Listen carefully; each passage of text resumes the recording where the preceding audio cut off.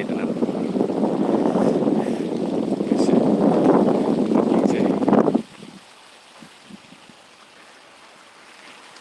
ꯄꯨꯡ 8:30 ꯁꯤꯐꯥꯎꯒꯤ ꯃꯅꯨꯡꯗ ꯆꯦꯟꯕꯗꯣ ꯉꯝꯖꯗ꯭ꯔꯦ, ꯈꯤꯇꯪ ꯊꯦꯡꯖꯔꯦ. ꯊꯦꯡꯈꯤꯕꯅ ꯃꯔꯝ ꯑꯣꯏꯔꯒ ꯂꯥꯏꯚꯁꯤꯁꯨ ꯈꯤꯇꯪ ꯊꯦꯡꯅ ꯂꯥꯛꯆꯔꯦ. ꯃꯌꯥꯝ ꯋꯥꯔꯧꯕꯤꯔꯣꯏ. ꯂꯣꯏꯅ ꯂꯣꯏꯅꯅ ꯃꯌꯥꯝ ꯑꯩꯅ ꯍꯦꯛ ꯎꯠꯆꯕ ꯑꯩꯈꯣꯏꯒꯤ ꯂꯝꯄꯥꯛꯇꯣ, ꯑꯗꯩꯗ ꯁ꯭ꯇꯦꯠ ꯂꯦꯚꯦꯜ ꯀꯣꯡꯐꯨꯒꯤ ꯑꯣꯏꯕ ꯁ꯭ꯇꯦꯠ ꯂꯦꯚꯦꯜꯒꯤ ꯑꯗꯨꯃꯥꯏꯅ ꯁꯥꯟꯅꯕ ꯑꯃꯒꯤ ꯁꯤꯜꯂꯤꯕ ꯁ꯭ꯇꯦꯠ ꯂꯦꯚꯦꯜꯒꯤ ꯀꯝꯄꯤꯇꯤꯁꯟ ꯍꯥꯏꯇꯥꯔꯦ. ꯑꯗꯣ ꯃꯌꯥꯝ ꯑꯗꯨꯝ ꯌꯦꯡꯕ ꯂꯥꯛꯄꯤꯌꯨ. ꯉꯁꯤꯗꯒꯤ ꯄꯨꯡ ꯅꯨꯡꯊꯤꯟꯗꯒꯤ ꯍꯧꯔꯅꯤ. ꯁꯦꯝ ꯁꯥꯕ ꯄꯨꯝꯅꯃꯛ ꯂꯣꯏꯖꯈ꯭ꯔꯦ. ꯑꯩ ꯑꯗꯨꯝ ꯃꯔꯛꯇ ꯍꯣꯔꯦꯟ ꯍꯟꯈꯤꯕꯗꯨ ꯑꯗꯨꯝ ꯎꯠꯆꯔꯛꯀꯦ. ꯃꯌꯥꯝ ꯁꯦꯝ ꯁꯥꯕꯗꯣ ꯍꯥꯏꯇꯥꯔꯦ. ꯑꯩꯈꯣꯏꯒꯤ ꯇꯧꯔꯤꯕ ꯁꯦꯝ ꯁꯥꯕ ꯈꯣꯠꯄ ꯂꯣꯏꯅ ꯂꯣꯏꯔꯦ. ꯑꯉꯥꯡꯈꯩꯁꯨ ꯂꯥꯛꯅꯕ ꯌꯥꯎꯔꯦ ꯍꯥꯏꯇꯥꯔꯦ. ꯑꯗꯨꯅ ꯃꯌꯥꯝ ꯁꯣꯏꯗꯅ ꯃꯌꯥꯝꯁꯨ ꯑꯗꯨꯝ ꯁꯥꯟꯅꯕꯕꯨ ꯄꯥꯝꯖꯕ ꯃꯤꯑꯣꯏꯁꯤꯡ ꯍꯥꯏꯇꯥꯔꯦ, ꯁꯣꯏꯗꯅ ꯂꯥꯛꯄꯤꯌꯨ. ꯀꯩꯀꯩ ꯁꯦꯝ ꯁꯥꯕꯗꯨꯁꯨ ꯉꯍꯥꯟꯈꯩ ꯑꯗꯨꯝ ꯇꯧꯕꯅꯤꯅ, ꯑꯗꯨꯝ ꯑꯌꯨꯛꯀꯤ ꯁꯔꯨꯛꯁꯦ ꯑꯗꯨꯝ ꯇꯧꯕꯅꯤꯅ ꯍꯥꯏꯇꯥꯔꯦ, ꯑꯗꯨꯝ ꯅꯪꯗꯕ ꯍꯥꯏꯇꯥꯔꯦ. ꯆꯦꯟꯕ ꯈꯣꯠꯄ ꯇꯧꯕꯗꯁꯨ ꯑꯗꯨꯝ ꯉꯁꯤꯗꯤ ꯆꯦꯟꯗꯕ ꯌꯥꯗꯦ. ꯁꯨꯝ ꯂꯦꯞꯁꯟꯈ꯭ꯔꯒꯗꯤ ꯑꯃꯨꯛꯁꯨ ꯏꯁꯥꯗ ꯇꯜꯂꯛꯄ ꯍꯥꯏꯇꯥꯔꯦꯀꯣ, ꯑꯗꯨꯃꯥꯏꯅ ꯐꯥꯎꯔꯛꯑꯦꯕ. ꯑꯗꯨꯗꯨꯅ ꯂꯦꯞꯄ ꯌꯥꯗꯦ ꯍꯥꯏꯗꯅ ꯑꯩ ꯑꯗꯨꯃꯥꯏꯅ ꯂꯥꯛꯆꯕꯅꯤ. ꯑꯗꯨ ꯃꯌꯥꯝ ꯍꯛꯆꯥꯡꯁꯨ ꯐꯗꯕ ꯌꯥꯗꯦ. ꯃꯌꯥꯝꯒꯤ ꯊꯕꯛ, ꯂꯩꯀꯥꯏꯒꯤ ꯑꯃꯗꯤ ꯂꯩꯕꯥꯛꯁꯤꯒꯤ ꯍꯥꯏꯇꯥꯔꯦ, ꯊꯕꯛꯁꯨ ꯇꯧꯗꯕ ꯌꯥꯗꯦ. ꯄꯨꯝꯅꯃꯛꯄꯨ ꯊꯥꯒꯠꯆꯔꯤ. ꯑꯗꯨ ꯃꯌꯥꯝ ꯁꯨꯝ ꯁꯥꯖꯦꯜ ꯍꯧꯃꯤꯟꯅꯔꯁꯦ. ꯅꯨꯡꯁꯤꯠ ꯌꯥꯝ ꯁꯤꯠꯂꯦ ꯉꯁꯤꯁꯦ, ꯅꯨꯡꯁꯤꯠ ꯌꯥꯝ ꯁꯤꯠꯂꯦ, ꯌꯥꯝ ꯅꯨꯡꯉꯥꯏ. ꯋꯦꯗꯔꯁꯦ ꯈꯤꯇꯪꯗꯤ ꯁꯥꯏ, ꯅꯨꯡꯁꯥꯁꯦ ꯈꯔ ꯁꯥꯔꯝꯃꯦ. ꯍꯧꯖꯤꯛꯇꯤ ꯈꯤꯇꯪꯕꯨ ꯐꯈ꯭ꯔꯦ, ꯅꯣꯡ ꯃꯪꯁꯤꯟꯈ꯭ꯔꯦ. ꯑꯗꯨꯕꯨ ꯅꯨꯡꯁꯤꯠꯇꯤ ꯌꯥꯝ ꯁꯤꯠꯂꯦ, ꯌꯥꯝ ꯅꯨꯡꯉꯥꯏ.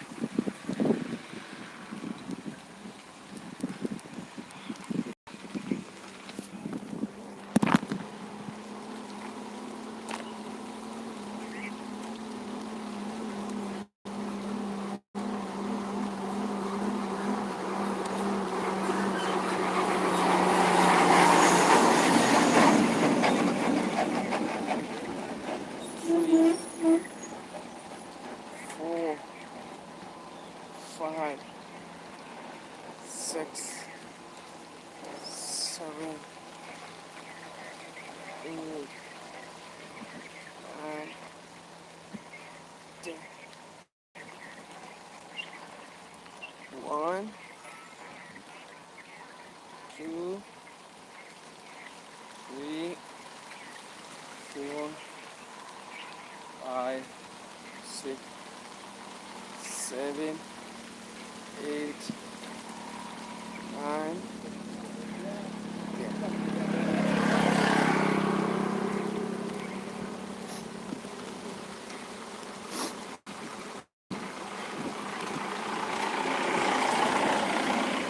John Orozco.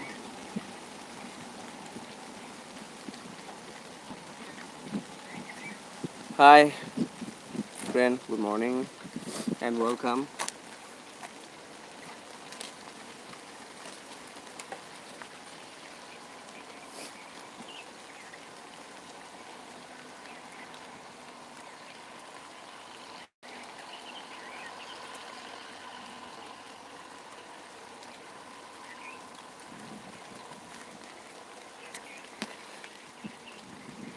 Rivika, Kanjam, good morning.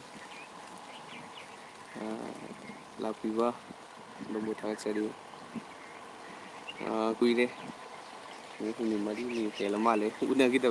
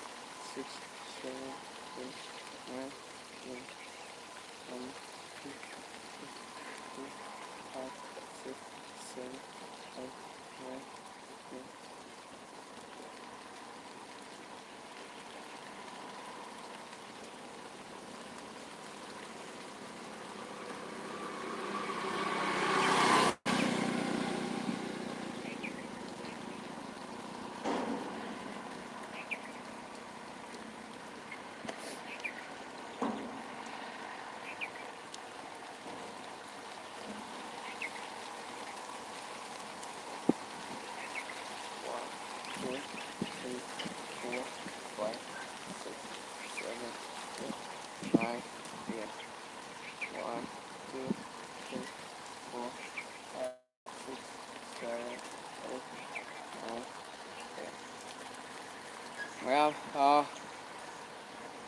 ꯑꯩꯅ ꯍꯦꯛ ꯎꯠꯆꯕ ꯂꯝꯄꯥꯛꯇꯣ ꯑꯗꯨꯗꯩꯗ ꯀꯣꯡꯐꯨ ꯆꯦꯝꯄꯤꯌꯟꯁꯤꯞ ꯁ꯭ꯇꯦꯠ ꯂꯦꯚꯦꯜꯒꯤ ꯉꯁꯤ ꯅꯨꯡꯊꯤꯟꯗꯒꯤ ꯄ꯭ꯂꯦ ꯍꯧꯔꯒꯅꯤ ꯑꯗꯨ ꯁꯥꯟꯅꯕꯕꯨ ꯅꯨꯡꯁꯤꯕꯤꯕ ꯃꯤꯑꯣꯏꯁꯤꯡ ꯏꯆꯤꯟ ꯏꯅꯥꯎꯁꯤꯡꯅ ꯍꯥꯏꯇꯥꯔꯦ ꯑꯗꯨꯝ ꯌꯦꯡꯕ ꯂꯥꯛꯄꯤꯕ ꯌꯥꯔꯅꯤ ꯑꯉꯥꯡ ꯃꯆꯥꯁꯨ ꯑꯗꯨꯝ ꯌꯥꯎꯏ ꯑꯍꯟꯁꯨ ꯑꯗꯨꯝ ꯌꯥꯎꯏ ꯑꯉꯥꯡ ꯃꯆꯥꯅꯒ ꯇꯧꯕꯗꯣ ꯌꯥꯝ ꯅꯨꯡꯁꯤꯕ ꯍꯥꯏꯇꯥꯔꯦꯀꯣ ꯁꯥꯟꯅꯕ ꯄꯥꯝꯖꯕ ꯍꯥꯏꯇꯥꯔꯦ ꯑꯗꯨꯒ ꯑꯍꯟꯁꯤꯡꯒꯤꯗꯁꯨ ꯐꯥꯏꯠ ꯐꯖꯕ ꯑꯗꯨꯝ ꯌꯥꯎꯋꯦ ꯐꯨꯅꯕꯗ ꯐꯖꯕ ꯍꯥꯏꯇꯥꯔꯦꯀꯣ ꯀꯤꯛ ꯕꯣꯛꯁꯤꯡ ꯍꯥꯏꯇꯥꯔꯦ ꯀꯤꯛ ꯕꯣꯛꯁꯤꯡꯒꯤ ꯃꯁꯥꯟꯅ ꯀꯣꯡꯐꯨ ꯀꯤꯛ ꯕꯣꯛꯁꯤꯡ ꯀꯣꯡꯐꯨ ꯍꯥꯏꯇꯥꯔꯦ ꯀꯣꯡꯐꯨꯅꯗꯤ ꯊꯥꯏ ꯃꯣꯏꯒꯤꯗꯤ ꯑꯗꯨꯃꯥꯏꯅ ꯇꯧꯔꯒ ꯉꯁꯤꯗꯒꯤ ꯍꯧꯔꯒ ꯄꯥꯡꯊꯣꯛꯀꯗꯣꯏꯅꯤ ꯃꯤꯁꯨ ꯂꯥꯛꯍꯧꯔꯦ ꯑꯩ ꯑꯗꯨꯝ ꯎꯠꯆꯔꯛꯀꯦꯀꯣ ꯑꯗꯨꯝ ꯂꯥꯏꯚꯇ ꯉꯁꯤꯒꯤ ꯑꯩ ꯍꯟꯈꯤꯕꯩꯗ ꯑꯗꯨꯝ ꯑꯩꯈꯣꯏ ꯄꯨꯝꯅꯃꯛ ꯁꯦꯝ ꯁꯥꯕ ꯂꯣꯏꯔꯦꯕ ꯑꯗꯨ ꯁꯨꯝ ꯎꯠꯆꯔꯛꯀꯦꯕ 3 4 5 6 7 9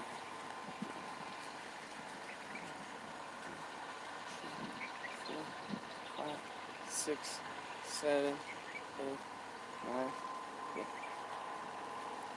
1 2 3 4 5 6 7 8 yeah. 1 2 3 4 5 6 7 8 9 10 1 2 3 4 5 6 7 8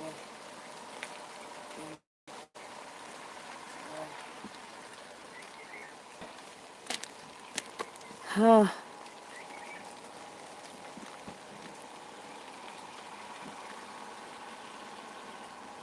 Poppy, Copland. I like food. Good morning, guys. Good morning, everyone.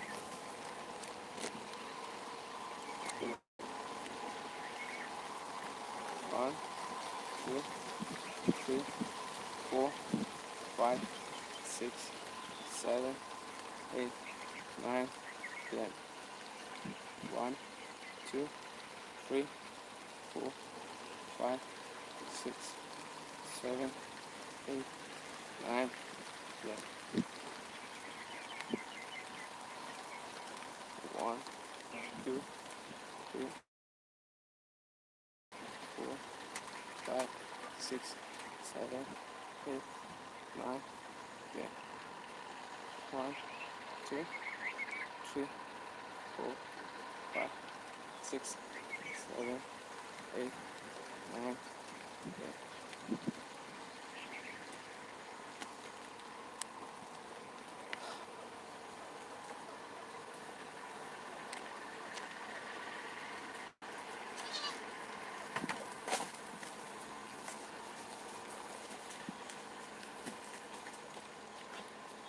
1, 2, 3, 4, 5, 6, 7, 8, 9, 10, 11, 12, 13, 14, 15, 16, 17, 18, 19, 1, 2, 4, 26, 27, 28, 29, 30.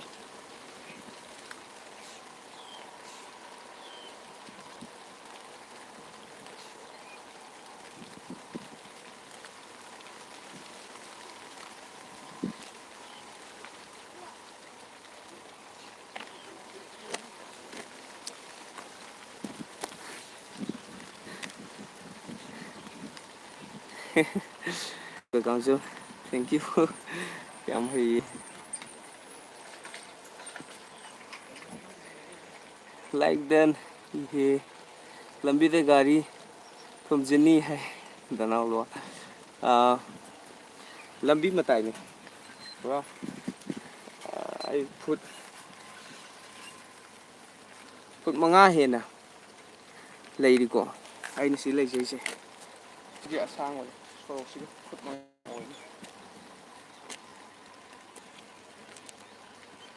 ꯊꯥꯒꯠꯆꯔꯤ ꯂꯥꯛꯄꯤꯕ ꯃꯌꯥꯝꯁꯦ ꯎꯅꯈꯤꯗꯕ ꯅꯨꯃꯤꯠ ꯍꯨꯝꯅꯤ ꯃꯔꯤꯅꯤꯃꯨꯛ ꯐꯥꯔꯝꯗꯧ ꯃꯥꯜꯂꯦ.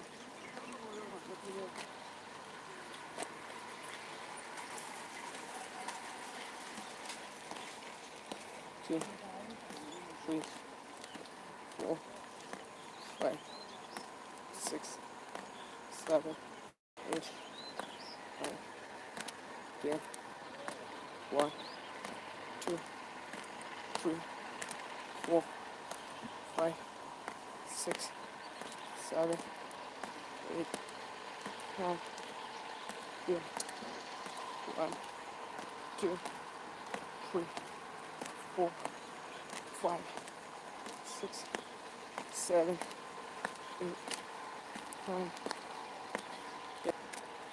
Ha.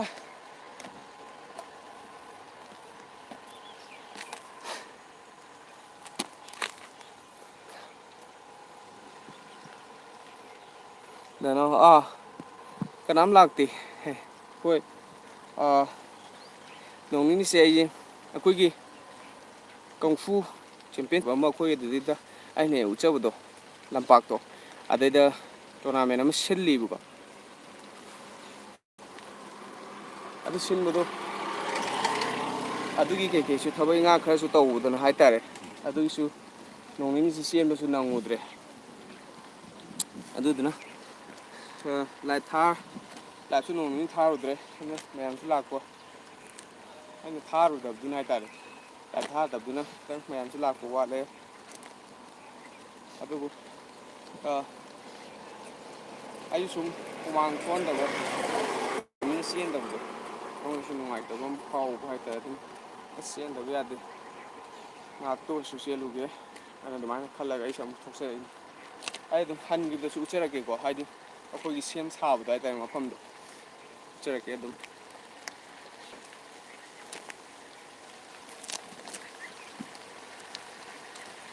one two three four 5 6 7 8 9 10 11 12 13 14 15 16 17 18 19 20 21 22 23 24 25 26 27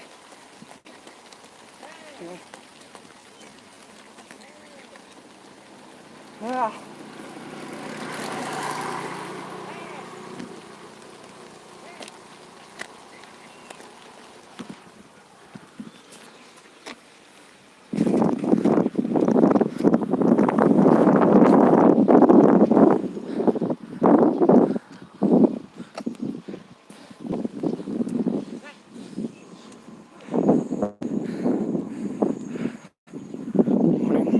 Morning.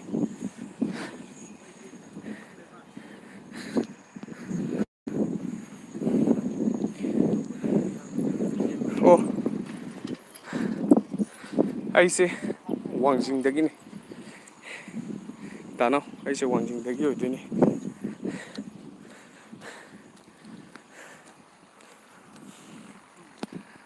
Edo, dano di kai lamdagino.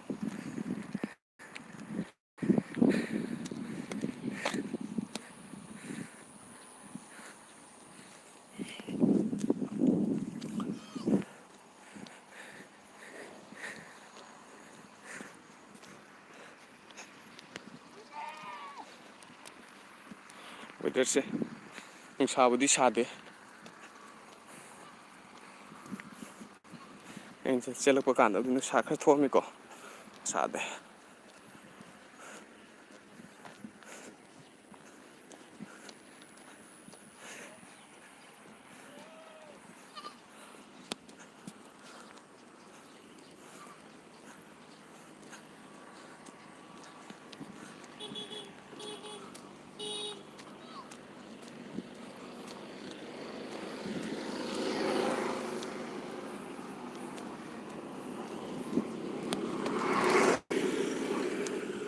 ꯅꯪꯒꯤ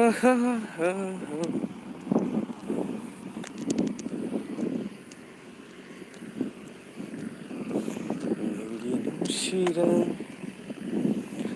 ꯃꯪꯂꯥꯟꯗꯨꯗ ꯂꯥꯛꯆꯒꯦ ꯅꯪꯒꯤ ꯋꯥꯈꯜꯒꯤ ꯁꯪꯁꯥꯔꯗꯨꯗ ꯇꯤꯟꯖꯒꯦ ꯅꯨꯡꯁꯤꯕꯟꯗꯤ ꯊꯝꯕꯤꯌꯨ ꯃꯔꯥꯜ ꯂꯩꯔꯕ ꯊꯃꯣꯏꯁꯦ ꯅꯪꯒꯤ ꯅꯨꯡꯁꯤꯔꯨꯕꯩ. ꯅꯨꯃꯤꯗꯥꯡ ꯋꯥꯛꯀꯤꯡ ꯆꯠꯄ ꯅꯨꯡꯉꯥꯏꯅꯤ ꯃꯐꯝꯁꯦ ꯌꯥꯝ ꯁꯥꯊꯤꯅ ꯅꯨꯡꯉꯥꯏ ꯅꯨꯡꯁꯤꯠꯀ ꯈꯨꯁꯤꯠ ꯑꯃꯅꯤ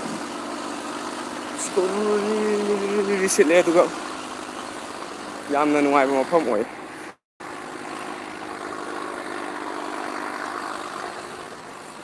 ꯑꯗꯨ ꯁꯤꯗ ꯂꯩꯔꯤꯕ ꯃꯌꯥꯝ ꯆꯠꯊꯣꯛ ꯆꯠꯁꯤꯟ ꯒꯥꯔꯤ ꯌꯥꯝ ꯆꯠꯊꯣꯛ ꯆꯠꯁꯤꯟꯁꯨ ꯄꯨꯔꯥ ꯁꯥꯏꯂꯦꯟꯗ ꯂꯩ ꯌꯥꯝꯅ ꯅꯨꯡꯉꯥꯏꯕ ꯃꯐꯝ ꯍꯥꯏꯕꯗꯨ ꯑꯣꯏ ꯋꯥꯛꯀꯤꯡ ꯆꯦꯟꯕ ꯋꯥꯛꯀꯤꯡ ꯆꯠꯄ ꯂꯝꯖꯦꯟ ꯆꯦꯟꯕ ꯌꯥꯝ ꯅꯨꯡꯉꯥꯏꯕ ꯃꯐꯝ ꯍꯥꯏꯕꯗꯨ ꯑꯣꯏ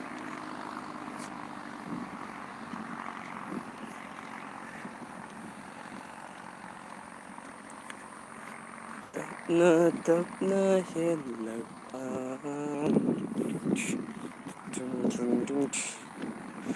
ꯅꯨꯡꯁꯤꯠ ꯊꯛꯇ ꯊꯟꯅꯁꯨ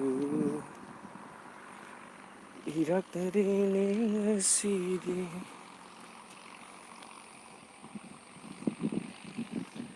ꯉꯥꯜꯂꯤꯕ ꯀꯣꯔꯣꯡꯅ ꯁꯥꯈꯤ ꯑꯣꯏꯁꯅꯨ ꯅꯪꯒꯤ ꯅꯨꯡꯁꯤꯕꯕꯨ ꯂꯩꯈꯠꯂꯍꯜꯂꯨ ꯅꯪꯒꯤ ꯅꯨꯡꯁꯤꯕꯕꯨ ꯅꯪꯒꯤ ꯅꯨꯡꯁꯤꯔ ꯃꯪꯂꯥꯟꯗꯨꯗ ꯂꯥꯛꯆꯒꯦ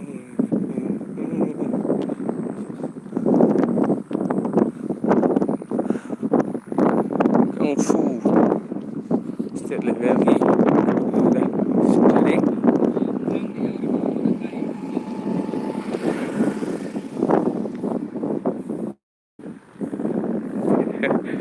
ꯃꯤ ꯑꯅꯤ ꯂꯨꯝꯃꯤꯗꯣ ꯀꯣꯃꯦꯟ ꯇꯧꯔꯛꯑꯣ ꯃꯥꯅꯦ ꯃꯥꯅꯦ ꯂꯨꯝꯃ ꯂꯩꯕ ꯌꯥꯔꯣꯏ ꯀꯣꯃꯦꯟ ꯇꯧꯔꯛꯑꯣ ꯅꯣꯏ ꯏꯕꯥꯅꯤ ꯈꯛꯇ ꯉꯥꯏꯔꯦ ꯉꯁꯤꯗꯤ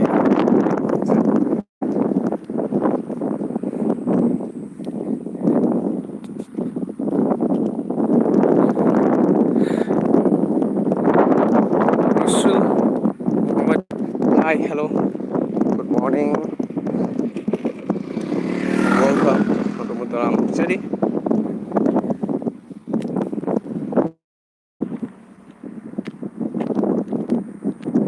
Hello,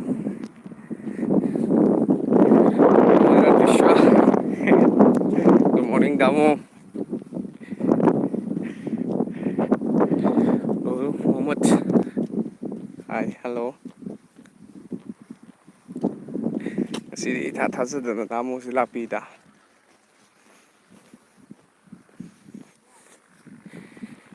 ꯏꯌꯥꯝꯕ ꯍꯣꯏꯒꯤ ꯊꯥꯕꯜ ꯆꯣꯡꯕꯗꯣꯝꯗꯤ ꯅꯨꯡꯉꯥꯏꯔꯝꯗꯧ ꯃꯥꯜꯂꯦ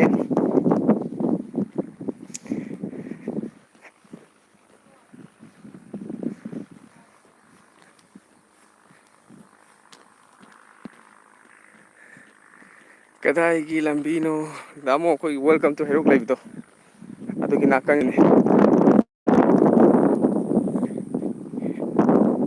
ꯅꯨꯡꯉꯥꯏꯗꯧ ꯃꯥꯟꯗ꯭ꯔꯣ ꯁꯤ ꯂꯝꯕꯤꯁꯦ ꯍꯥꯏꯗꯤ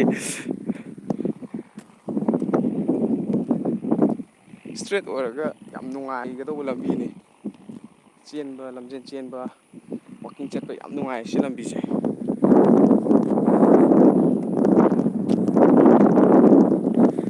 ꯗꯣꯟ ꯖꯦꯝꯁ ꯊꯣꯏꯕꯤ ꯔꯤꯅꯥ ꯂꯥꯛꯇꯦ ꯑꯗꯨꯅꯤ ꯃꯣꯏ ꯀꯩꯗꯧꯔꯛꯇ꯭ꯔꯦ ꯊꯕꯛ ꯆꯤꯟꯅꯈ꯭ꯔꯕ꯭ꯔꯥ ꯅꯠꯇ꯭ꯔꯒꯅ ꯀꯔꯤ ꯂꯩꯔꯕꯅꯣ ꯈꯪꯗ꯭ꯔꯦ ꯂꯥꯛꯅꯗ꯭ꯔꯤꯕ ꯃꯄꯥꯡꯁꯤꯡꯁꯦ ꯀꯥꯏ ꯆꯠꯅꯈ꯭ꯔꯕꯅꯣ ꯈꯪꯗꯦ ꯊꯣꯏꯕꯤꯁꯤꯁꯨ ꯀꯗꯥꯏ ꯆꯠꯈ꯭ꯔꯕꯅꯣ ꯈꯪꯗꯦ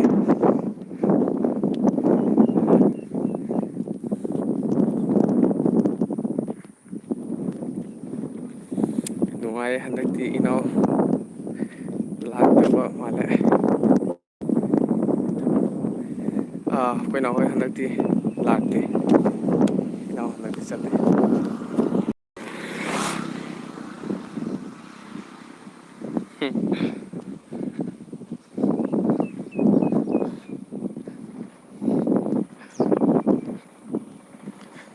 ꯃꯁꯛ ꯐꯖ ꯐꯖꯕ ꯆꯠꯂꯤꯅꯦ ꯁꯤ ꯂꯝꯕꯤꯁꯦ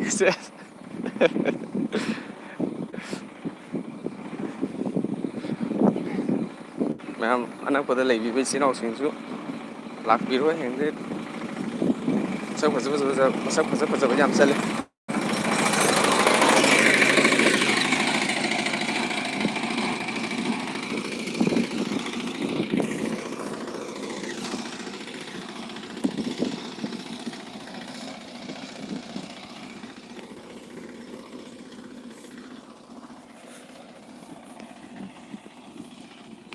ꯃꯌꯥꯏ ꯀꯥꯔ ꯁꯕꯥꯟꯗꯨ ꯂꯥꯞꯅ ꯌꯦꯡꯂꯒ ꯆꯥꯛꯆꯧ, ꯏꯈꯧꯂꯥꯡꯅ ꯄꯨꯛꯅꯤꯡ ꯑꯗꯨ ꯄꯥꯅ ꯄꯨꯅ ꯋꯥꯔꯛꯆꯧ꯫ ꯄꯨꯡꯗꯣꯜ ꯍꯩꯔꯣ, ꯀꯐꯣꯏ ꯍꯩꯔꯣ, ꯀꯤꯍꯣꯝ ꯍꯩꯔꯣ, ꯆꯥꯕꯗꯕꯨ ꯍꯥꯎꯕꯩ ꯋꯥꯅꯤ꯫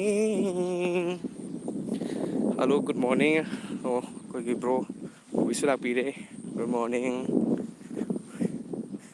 ꯃꯌꯥꯝ ꯎꯅꯗꯕ ꯀꯨꯏꯔꯦ꯫ ꯅꯨꯡꯉꯥꯏꯅꯔꯤꯕ꯭ꯔꯥ ꯃꯌꯥꯝ? ꯑꯅꯥ ꯑꯌꯦꯛ ꯌꯥꯎꯕꯤꯗꯕ ꯅꯠꯇ꯭ꯔꯥ? ꯃꯌꯥꯝ ꯄꯨꯟꯅ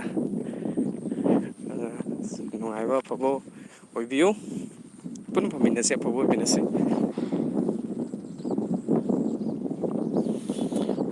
ꯏꯁꯩ ꯁꯨꯝ ꯍꯜꯂꯛꯄꯅꯤꯅ ꯁꯟꯖ ꯆꯥꯗ ꯃꯦꯟꯂꯩ ꯁꯧꯒꯜ ꯃꯥꯡꯗ ꯄꯨꯝꯖꯪꯕꯤ ꯇꯥꯖꯅꯤ꯫ ꯃꯄꯨ ꯄꯥꯟꯕ ꯂꯩꯀꯣꯜꯗꯗꯤ ꯂꯝꯍꯦꯟꯕ ꯀꯣꯏꯖꯔꯨꯅꯨ, ꯁꯒꯜ ꯊꯦꯛꯇꯨꯅ ꯇꯣꯛꯆꯅꯤ꯫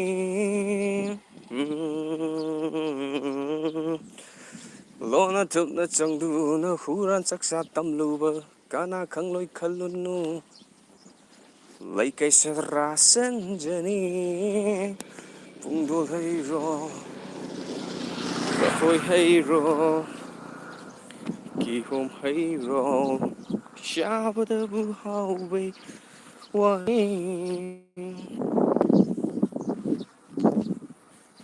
ꯅꯨꯡꯁꯤ ꯍꯩꯔꯣ, ꯌꯦꯛꯈꯦ ꯈꯜꯂꯨꯅꯨ ꯏꯃꯨꯡ ꯀꯥꯏꯖꯅꯤ, ꯁꯥꯖꯅꯤ꯫ ꯅꯨꯡꯁꯤ ꯍꯩꯔꯣ, ꯌꯦꯛꯈꯦ ꯈꯜꯂꯨꯅꯨ ꯏꯃꯨꯡ ꯀꯥꯏꯖꯅꯤ, ꯃꯊꯥ ꯁꯥꯖꯅꯤ꯫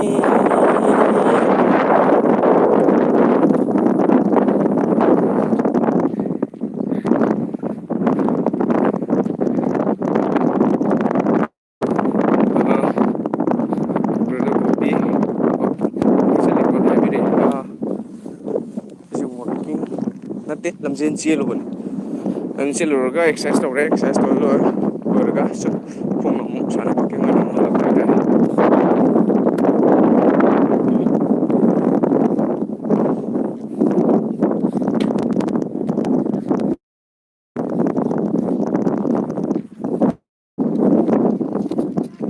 ꯐꯥꯒꯤ ꯇꯧꯕꯅꯦ ꯍꯥꯏ ꯀꯅꯥꯅꯣ? ꯀꯔꯤꯒꯤꯅꯣ ꯑꯩꯅ ꯅꯪꯕꯨ ꯅꯨꯡꯁꯤꯔꯤꯕ?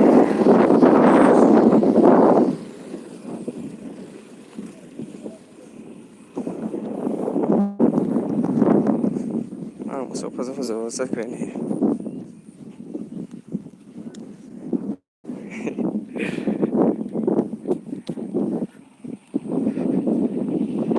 ꯑꯣ ꯉꯍꯥꯟ ꯑꯗꯨꯒꯤꯗꯣ ꯅꯅꯥꯎ ꯑꯗꯨꯒꯤꯗꯣ ꯅꯦꯠ ꯆꯞꯄꯒꯤ ꯅꯠꯇꯦ, ꯃꯩ ꯂꯣꯏꯈꯤꯕ ꯃꯩ ꯂꯣꯏꯈꯤꯕꯗꯒꯤ ꯆꯞꯈꯤ꯫ ꯃꯩ ꯂꯣꯏꯈꯤꯕꯩꯅꯦ꯫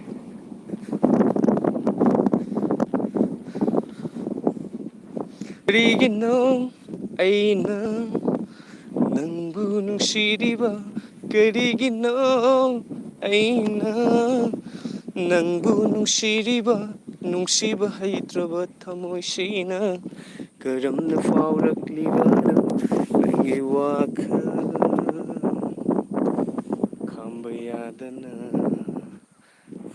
ꯏꯁꯤꯡꯁꯦ ꯂꯤꯛ ꯂꯤꯛ ꯂꯥꯎꯋꯦ꯫ ꯏꯁꯤꯡꯁꯦ ꯐꯖꯩꯌꯦꯕ ꯁꯨꯝ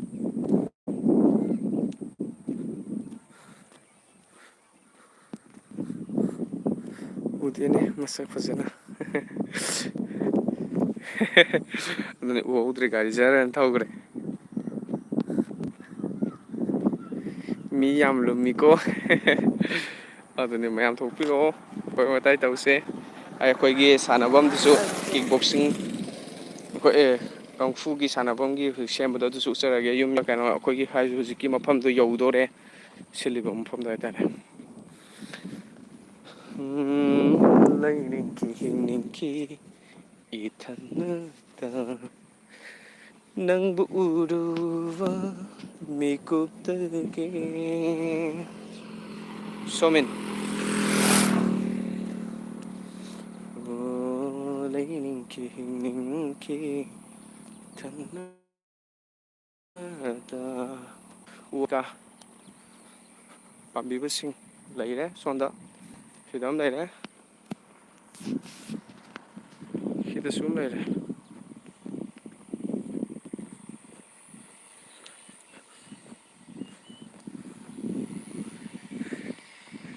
ꯁꯤꯗꯁꯨ ꯁꯤꯁꯨ ꯀꯩꯅꯣꯅꯤꯀꯣ ꯑꯩꯈꯣꯏꯒꯤ ꯎ ꯈꯥꯏꯐꯝꯅꯤ ꯍꯥꯏꯇꯥꯔꯦ ꯁꯤꯗ ꯑꯃ ꯂꯩꯔꯦ ꯑꯦꯟ ꯗꯦꯟ ꯁꯤꯗꯁꯨ ꯑꯃ ꯂꯩꯇ꯭ꯔꯦ ꯁꯤꯗꯁꯨ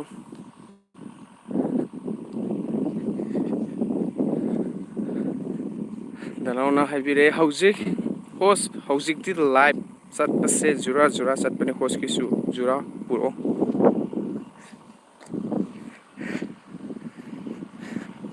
ꯃꯥꯅꯦ ꯖꯨꯔꯥ ꯑꯃ ꯊꯤꯕ ꯃꯊꯧ ꯇꯥꯏ ꯋꯥꯈꯜ ꯂꯧꯁꯤꯡ ꯊꯣꯛꯅꯕ ꯁꯦꯀꯦꯟ ꯂꯥꯏꯛꯇ ꯊꯦꯡꯀ꯭ꯌꯨ ꯊꯥꯒꯠꯆꯔꯤ ꯑꯩꯈꯣꯏꯒꯤ ꯃꯔꯨꯞ ꯕꯣꯕꯤ ꯊꯥꯒꯠꯆꯔꯤ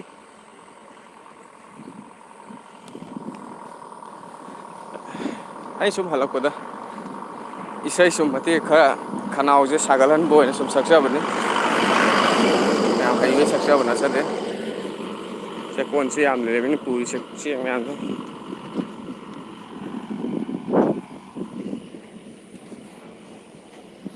ꯃꯌꯥꯝ ꯆꯦꯛꯁꯦ ꯃꯦꯟ ꯐꯥꯔꯁ ꯁꯦꯀꯦꯟ ꯊꯥꯔꯠ ꯁꯤꯁꯤꯡꯁꯦ ꯃꯁꯛ ꯈꯪꯅ ꯈꯪꯕ ꯍꯧꯔꯦ ꯁꯨꯝ ꯆꯦꯛꯀꯣꯟꯁꯦ ꯁꯨꯝ ꯃꯣꯏ ꯆꯦꯛ ꯄꯨꯕ ꯈꯣꯠꯄ ꯁꯨꯝ ꯎꯔꯛꯄ ꯃꯁꯛꯁꯤꯡꯁꯦ ꯁꯨꯝ ꯃꯥꯟꯅꯗꯕ ꯈꯣꯠꯇꯕ ꯁꯨꯝ ꯎꯔꯛꯄꯗꯒꯤ ꯈꯪꯉꯦ ꯍꯥꯏꯇꯥꯔꯦ ꯑꯗꯨꯅ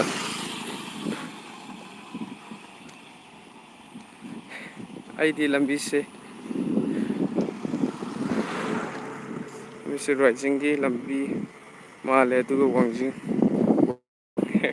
ꯋꯥꯡꯖꯤꯡ ꯂꯝꯖꯦꯟ ꯅꯣꯡꯃ ꯑꯩꯈꯣꯏ ꯃꯌꯥꯝꯇꯪ ꯄꯨꯟꯅ ꯃꯇꯝ ꯑꯃ ꯁꯨꯇꯤ ꯂꯩꯕ ꯃꯌꯥꯝꯒꯤꯁꯨ ꯁꯨꯇꯤ ꯑꯣꯏꯕ ꯅꯨꯃꯤꯠ ꯑꯃ ꯍꯥꯏꯇꯥꯔꯦ ꯑꯗꯨꯗ ꯋꯥꯛꯀꯤꯡ ꯆꯦꯟꯁꯦ ꯁꯤꯗꯩꯁꯤꯗ ꯂꯝꯖꯦꯟ ꯆꯦꯟꯁꯦ ꯌꯥꯝ ꯅꯨꯡꯉꯥꯏꯅꯤ ꯑꯩꯈꯣꯏ ꯄꯨꯟꯅꯒ ꯆꯦꯟꯃꯤꯟꯅꯔꯗꯤ ꯍꯥꯏꯇꯥꯔꯦ ꯅꯥꯟꯅ ꯏꯁꯇ꯭ꯔꯦꯠ ꯑꯣꯏꯔ ꯅꯨꯡꯉꯥꯏꯇ꯭ꯔꯥ ꯌꯦꯡꯕꯗ ꯁꯤꯒꯤ ꯐꯧꯒ ꯊꯥꯅꯔꯛꯄ ꯐꯧ ꯄꯥꯝꯕꯤ ꯐꯖꯅ ꯑꯁꯪꯕ ꯑꯣꯏꯅ ꯁꯄꯤꯛ ꯁꯪꯅ ꯋꯥꯡꯗꯨꯅ ꯑꯃꯨꯛ ꯍꯦꯟꯅ ꯐꯖꯩ ꯁꯤꯗꯁꯨ ꯁꯪ ꯑꯃ ꯂꯩ ꯀꯩꯅꯣꯒꯤ ꯎ ꯈꯥꯏꯕ ꯑꯃ ꯁꯣꯛꯅꯤꯅ ꯁꯤꯇ ꯅꯠꯇꯦꯀꯣ ꯁꯤꯒꯤ ꯍꯦꯛ ꯃꯊꯛꯇꯁꯨ ꯑꯃ ꯂꯩ ꯑꯗꯨ ꯍꯧꯖꯤꯛ ꯀꯥꯡꯐꯨ ꯁꯥꯟꯅꯐꯝꯒꯤ ꯁꯦꯝꯕꯗꯨꯁꯨ ꯎꯠꯆꯔꯛꯑꯒꯦ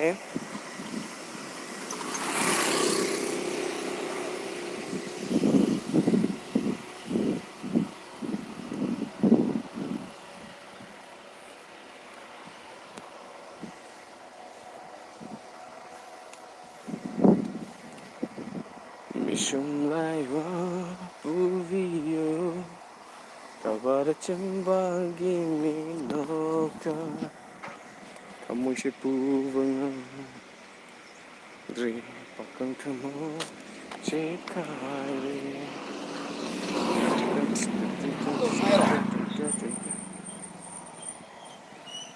ꯂꯩꯇꯥꯐꯝ ꯈꯪꯗꯔꯦ ꯋꯥꯈꯜꯁꯦ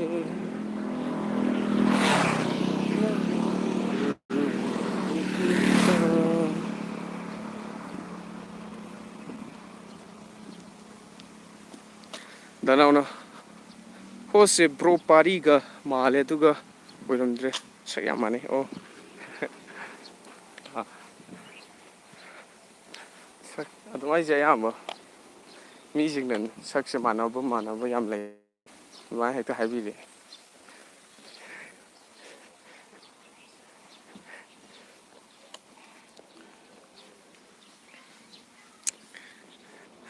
ꯀꯪꯐꯨ ꯁꯥꯟꯅꯐꯝꯒꯤꯗꯣ ꯑꯩ ꯎꯠꯆꯔꯛꯑꯒꯦꯀꯣ ꯌꯧꯔꯦ ꯁꯤꯗꯒꯤ ꯃꯤꯅꯤꯠ 1.5ꯃꯨꯛꯀꯤ ꯆꯥꯡ ꯆꯠꯂꯒ ꯌꯧꯔꯦ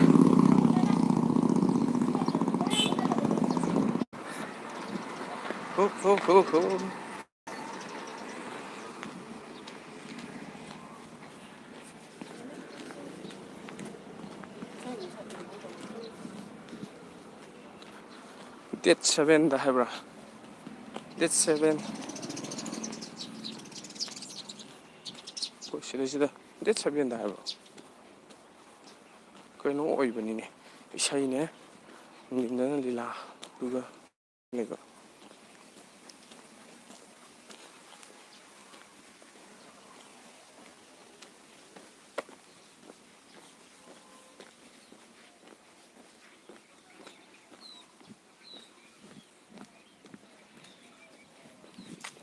ꯑꯗꯨ ꯁꯦꯝꯃꯤꯠ ꯌꯥꯝ ꯆꯠꯔꯛꯀꯦꯀꯣ ꯌꯦꯡꯃꯤꯟꯅꯁꯦ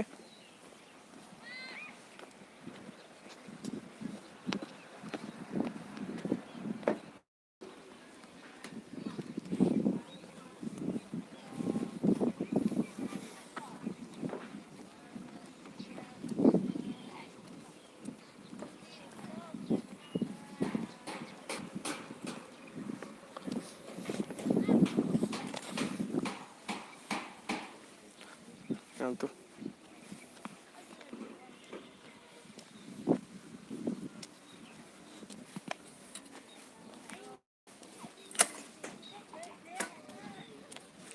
ꯁꯦꯝ ꯁꯥꯔꯦ ꯇꯨ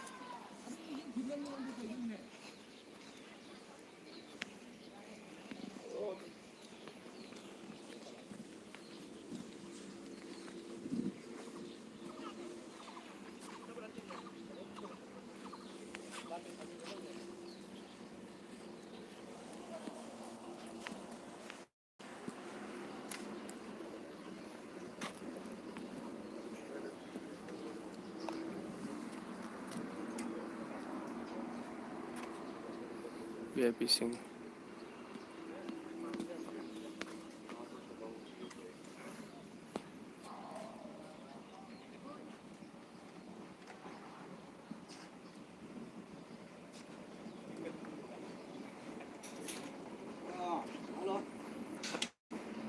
ꯁꯥꯟꯅꯕꯕꯨ ꯄꯥꯝꯕꯤꯕ ꯏꯆꯤꯟ ꯏꯅꯥꯎꯁꯤꯡ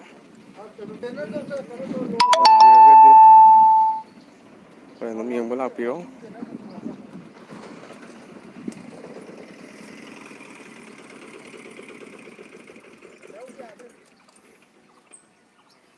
ꯐꯖꯅ ꯁꯦꯝꯃꯤꯀꯣ ꯎꯔꯨꯝꯒ ꯂꯥꯡꯉꯒ ꯐꯖꯅ ꯅꯥꯟꯅ ꯑꯗꯨꯝ ꯌꯦꯡꯕ ꯌꯥꯔꯅꯤ ꯍꯥꯏꯇꯥꯔꯦ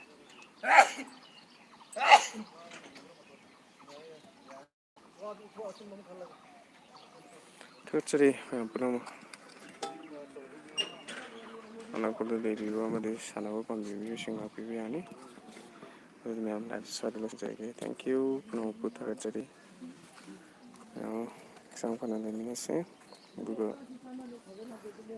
ꯑꯩꯅ ꯃꯌꯥꯝꯗ ꯄꯤꯖꯅꯤꯡꯕ ꯑꯩꯒꯤ ꯑꯄꯤꯜꯗꯤ ꯍꯛꯆꯥꯡ ꯐꯅ ꯂꯩꯕꯤꯌꯨ ꯅꯣꯡꯃꯒꯤ ꯀꯩꯒꯨꯝꯕ ꯈꯔꯇꯪ ꯇꯝꯁꯤꯟꯕ ꯍꯩꯖꯤꯟꯕ ꯂꯦꯞꯄꯤꯒꯅꯨ ꯍꯥꯏꯕ ꯋꯥꯐꯝꯁꯦ ꯃꯌꯥꯝ ꯄꯨꯝꯅꯃꯛꯇ ꯍꯥꯏꯖꯕꯒ ꯂꯣꯏꯅꯅ ꯉꯁꯤꯒꯤ ꯑꯣꯏꯅꯗꯤ ꯃꯌꯥꯝ ꯁ꯭ꯋꯥꯏꯗ ꯂꯣꯏꯁꯤꯟꯖꯔꯒꯦ thank you see you tomorrow morning thank you everyone ꯉꯁꯤꯒꯤꯗꯤ ꯂꯣꯏꯁꯤꯟꯖꯔꯒꯦ